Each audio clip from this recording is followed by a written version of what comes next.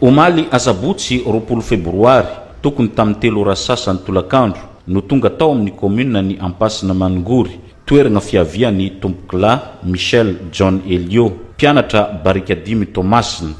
Namangy sy ny dodidodi ny tsapa alahelo ny fianakaviany maty ny tompona ndraiky mpanjakana izay notary ny ministra ny ponina Bavy Michel Angelica.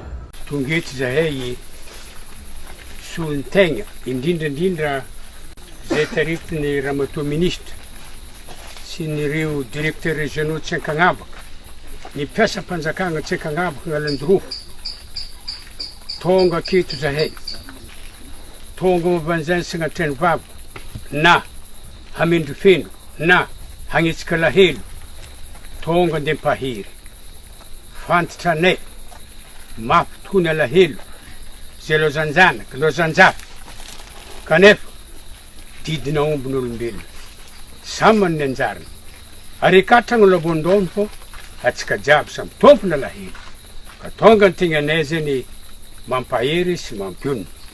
Niaradia tamin'ny famangiana sy fandevenana ho an'ny mpianatra université ity ireo namany mpiara-mianatra aminy ankoatra ny tompon'andraikitra isan-tokony.